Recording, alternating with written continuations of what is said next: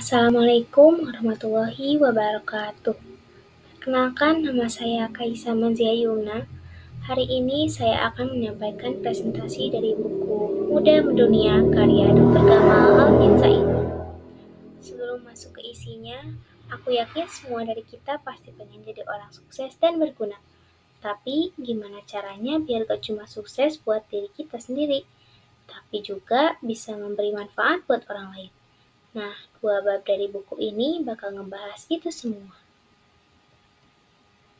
Dr. Gamal pernah berkata, sukses itu laksana membuka tutup botol. Kalau kita tidak tahu caranya, kita bisa tekan, injak, banting. Padahal sebenarnya cukup diputar saja. Artinya, banyak orang gagal bukan karena tidak mampu, tapi karena tidak tahu caranya. Kalimat itu ngingetin kita bahwa kadang yang kita butuhin bukan tenaga lebih, tapi ilmu dan cara yang tepat. Kalau kita tahu triknya, semua bisa terasa lebih ringan dijalanin. Lalu, gimana cara Dr. Gamal waktu itu belajar? Yuk kita lihat di slide berikutnya.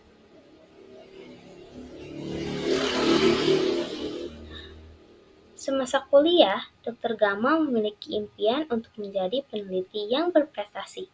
Beliau mendekati seniornya, belajar bagaimana cara melakukan penelitian, menulis, berkonsultasi dengan dosen, hingga mempublikasikan hasilnya. Hasilnya luar biasa. Dalam 1 tahun, beliau mendapatkan 12 penghargaan ilmiah.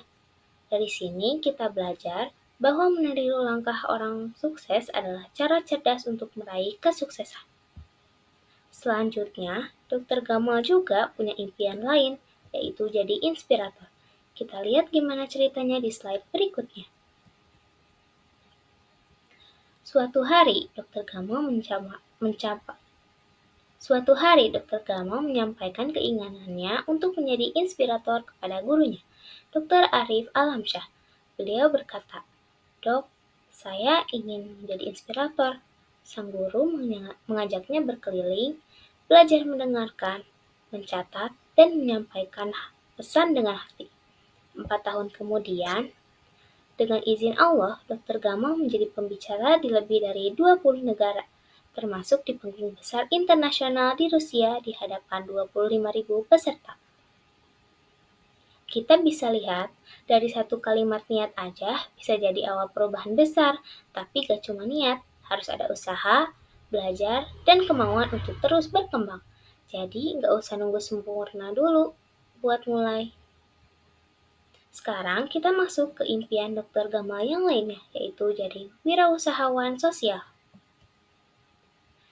Tidak berhenti di situ, Dr. Gamal juga belajar dari Dr. Rita Rosita untuk menjadi wirausaha sosial. Beliau mempelajari bagaimana memahami masalah, berkomunikasi dengan masyarakat, dan konsisten dalam menyebarkan kebaikan. Inovasi sosial yang beliau bangun bahkan diakui dunia internasional dan mendapat penghargaan di Kerajaan Inggris, mengalahkan ratusan pengusaha dari 90 negara. Bayangin, karya dari Indonesia bisa sampai diakui dunia. Artinya, asal punya niat dan peduli sama sekitar, siapapun bisa bikin perubahan, termasuk kita. Kita bisa mulai dari hal kecil, kayak bantu teman yang kesulitan, atau ikut kegiatan sosial di sekolah. Nah, sekarang yuk kita simpulkan pelajaran penting dari bab ini. Kesimpulannya, kita tidak harus mengalami semua kesalahan sendiri, cukup belajar dari mereka yang sudah berhasil. Seperti kata Dr. Gamal, "If you do what he has done, you will get what he has got." Artinya, kalau kita menempuh jalan yang sudah terbukti berhasil, maka hasilnya pun bisa kita raih juga. Jadi, jangan malu buat nanya atau cari mentor. Itu bukan berarti kita lemah, justru itu tandanya kita niat belajar dan ingin maju. Siapa tahu nanti kita bisa jadi inspirasi juga buat orang lain. Oke, sekarang kita lanjut ke bab selanjutnya, yaitu bab 27.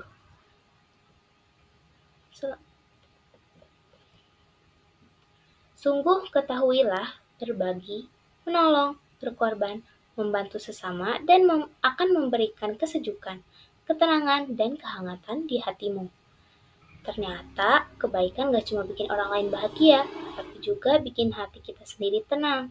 Siapa sih yang gak senang kalau bisa jadi manfaat buat orang lain?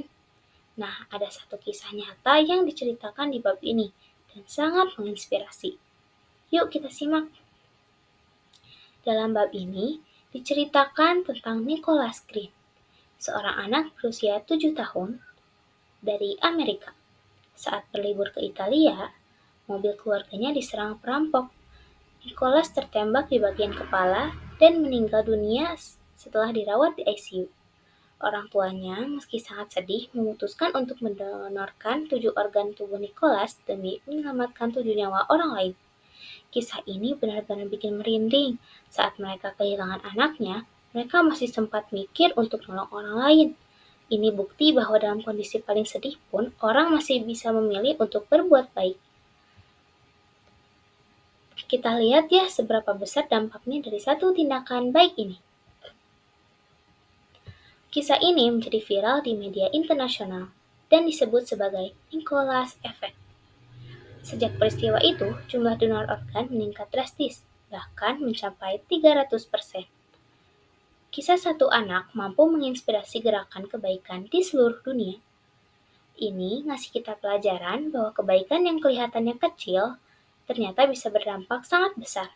Kadang, satu cerita aja bisa mengubah dunia.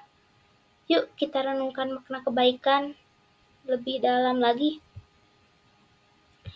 Pelajaran yang bisa kita ambil adalah jangan remehkan satu kebaikan kecil.